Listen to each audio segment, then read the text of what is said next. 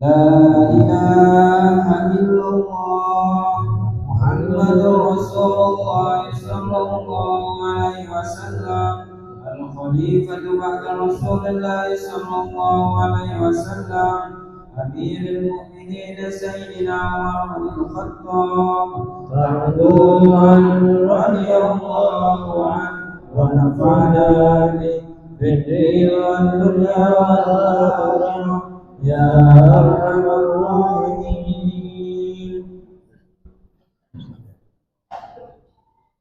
الله أكبر.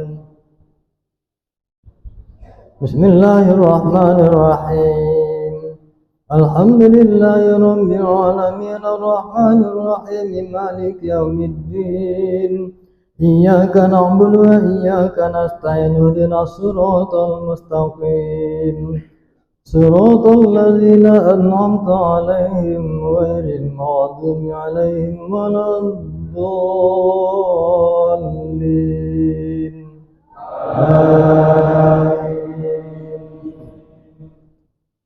بسم الله الرحمن الرحيم.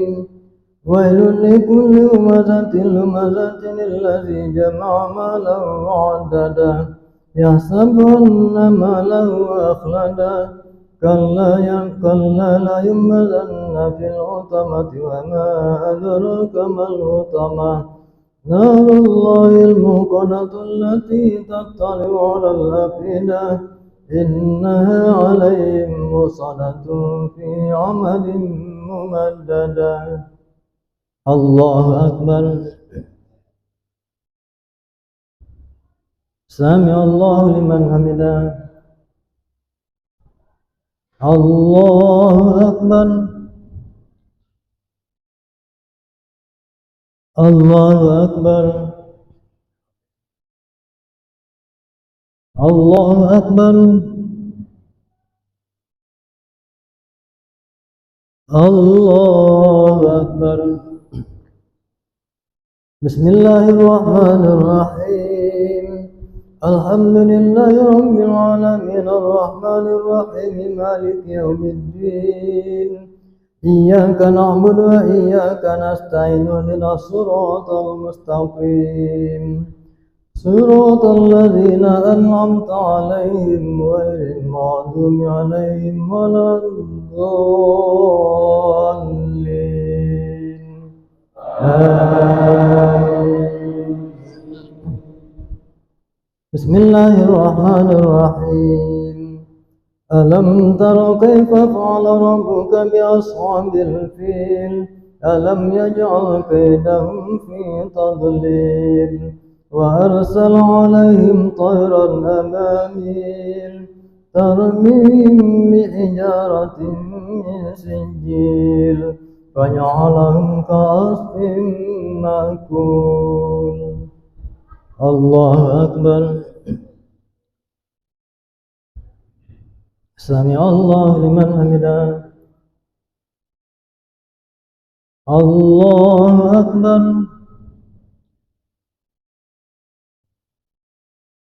الله أكبر. الله أكبر. الله أكبر.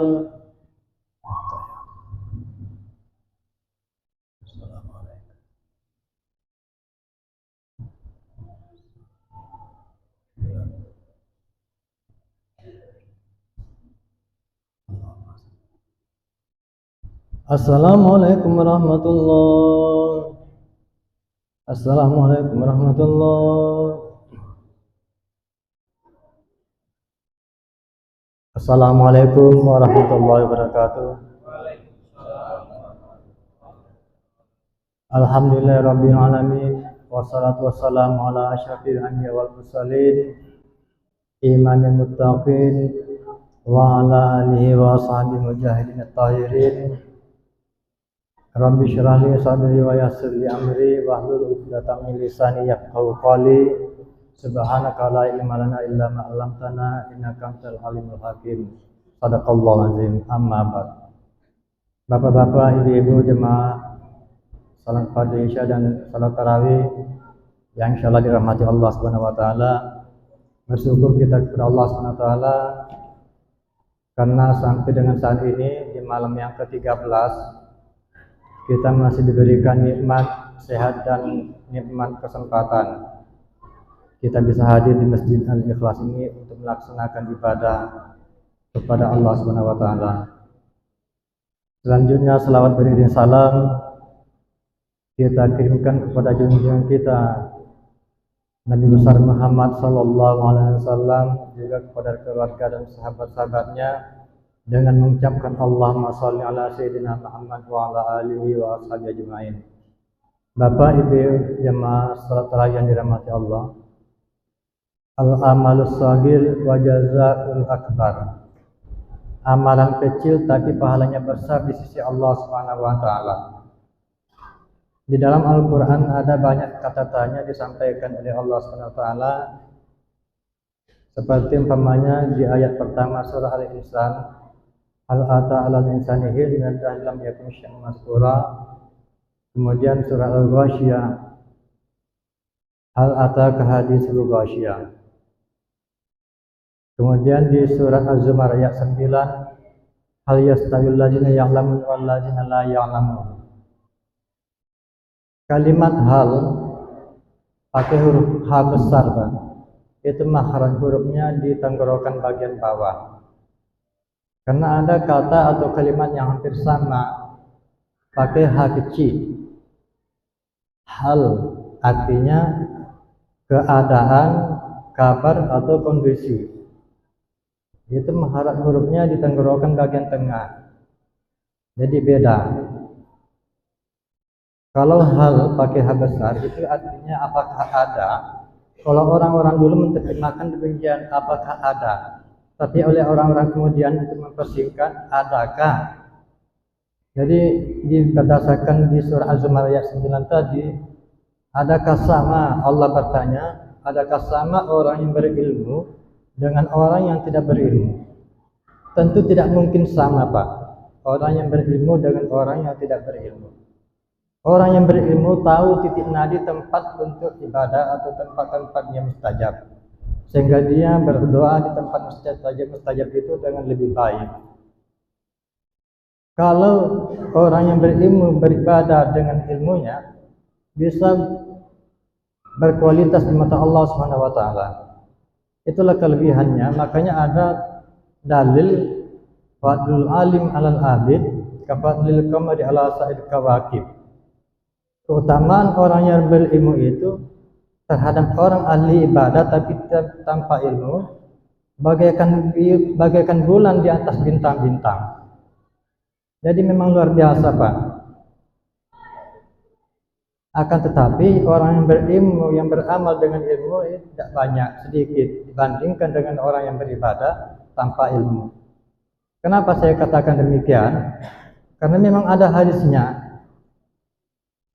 Kata Nabi, badal Islamu ghariban kama bada watu balil ghoraba. Islam itu awalnya datang dalam kondisi asing dan kembali menjadi asing. Selamanya akan menjadi asing. Sahabat tanya, siapakah orang asing itu ya Allah, ya Rasulullah? Nabi menjawab, hum allazina yuslihuna inda fasadin nas. Mereka itu, orang asing itu adalah orang yang berbuat baik ketika orang lupa akan kebaikan. Jadi kita berharap menjadi orang asing itu menjadi orang yang sedikit, Pak. Jangan jadi orang kebanyakan. Kebanyakan orang suka macam-macam, kita satu macam saja. Kebanyakan orang suka marah-marah, kita tidak usah marah-marah. Kebanyakan orang suka malas-malasan, kita juga malas. Tapi bedanya kita tetap mengerjakan. Jadi jadilah orang asing, orang yang sedikit itu. Itulah al-ghuraba, orang-orang asing. Bapak-bapak, ibu-ibu jemaah salat tarawih yang dirahmati Allah. Seperti yang saya sampaikan di awal tadi, al-amalus shagir al-amalus shagir wa jazaa'ul akbar. Ada amalan-amalan kecil tapi pahalanya besar di sisi Allah. Sebenarnya sesungguhnya amal-amal kecil ini yang pahalanya besar banyak, Pak. Tapi pada kesempatan ini mungkin tidak bisa kita sampaikan semua, paling tidak ada satu atau dua kalau memang memungkinkan. Di antaranya yang pertama, raka'atainil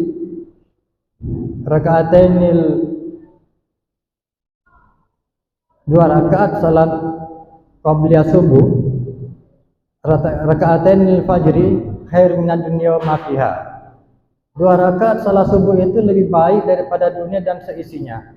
Bayangan kita dunia ini, Pak. Dunia ini kemewahan,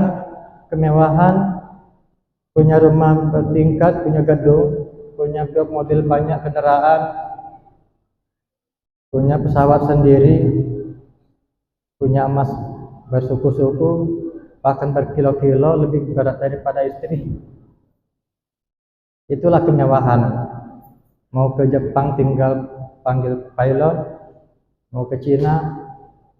Tapi bagi Rasulullah, 2 rakaat salat fajar itu lebih baik daripada semua yang ada di dunia ini. Kapan itu? Balasannya adalah surga kalau kita ditakdirkan masuk surga. Di surga, Pak, apa yang tidak ada? Apa yang terbersih di hati ada. Pelayan, gak usah cerita apa namanya itu, bidadari. Nanti ada yang sakit hati, Pak, karena di sana tidak ada bidadara, yang ada bidadari. Tapi yang jelas di surga nanti apa, dunia ini kecil. Mau ke Jepang, tapi di surga nanti Jepang tidak ada, Pak, apalagi Cina. Yang jelas pahala salat fajar itu lebih baik daripada dunia dan segala isinya. Sekarang kapan waktunya salat fajar itu? Asumsi kita selama ini salat fajar itu sesudah azan, sebelum salat subuh. Salat fajar itulah qabliyah, dan salat qabliyah itulah yang salat fajar. Kapan waktunya? Setelah azan, sebelum salat subuh, atau antara azan dan iqamah. Itu kalau kita salat di masjid. Tapi kalau kita salat di rumah, itu waktunya setelah azan, sebelum salat subuh. Jadi kalau misalnya di masjid kita ini salat azannya jam 5 subuh, waktu azan 5 menit, setelah selesai azan kita di rumah dengar azan salat fajar sebelum iqamah di masjid, karena kita tidak mengikuti salat berjamaah. Jadi intinya salat berjamaahnya itu bukan salat antara azan dan iqamah, tapi salat antara setelah azan sebelum salat subuh.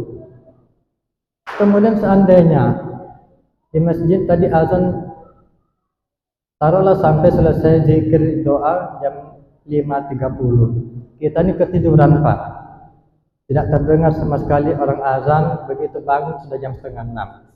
Kita mau ke masjid kan orang sudah pada pulang, kita sholat di rumah. Nah, boleh tidak sholat fajar? Selagi sholat subuh masih ada, berwudu sebelum sholat subuh, sholat fajar dulu. Selagi subuh masih ada. Tapi waktu subuh misalnya habisnya jam 6, kita bangun jam 6, tidak boleh lagi sholat fajar, karena waktu subuhnya sudah habis.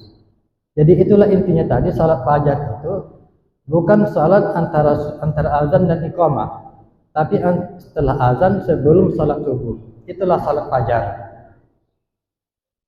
Bapak-bapak, ibu-ibu yang dirahmati Allah, yang kedua, masih bisa yang kedua ini, Pak, sedekah subuh. Sedekah subuh itu waktunya sebelum terbit fajar shadiq, sebelum terbit cahaya merah matahari, sebelum panas. Itulah sedekah subuh. Kenapa mereknya sedekah subuh? Karena memang kata Nabi pada waktu itu wa yanzilul malaika, ada 2 malaikat yang turun ke permukaan bumi. Kedua-duanya berdoa, tapi doanya beda-beda, Pak. Satu malaikat berdoa untuk kebaikan bagi orang yang bersedekah. Apa kata doa malaikat yang pertama? Lapangkanlah, luaskanlah rezeki orang yang bersedekah ini, dan tenangkan batinnya. Dan malaikat yang kedua berdoa keburukan. Apa kata malaikat doanya yang kedua? Celakalah orang-orang yang kikir, yang pelit, yang bakhil. Terus kalau sudah sedekah subuh, apa tidak boleh lagi sedekah siang? Bukan begitu. Karena memang ada amalan-amalan itu punya waktu yang istimewa. Yang istimewa sedekah itu pada waktu subuh. Kapan waktu subuhnya? Itu setelah azan, bukan sebelum azan, Pak. Kadang-kadang kan mohon maaf, ada misalnya begitu sampai di masjid subuh belum, mau masukkan celengan, masuk celengan itu kan belum masuk subuh, malaikat belum turun. Turunnya malaikat itu pada waktu subuh. Jadi yang didoakan itu yang sedekah pada waktu subuh, bukan yang sebelum subuh. Saya kira pada kesempatan ini karena waktu sudah habis, saya mohon maaf, dan atas kekurangannya saya mohon maaf. Billahi taufiq wal hidayah. Wassalamualaikum warahmatullahi wabarakatuh.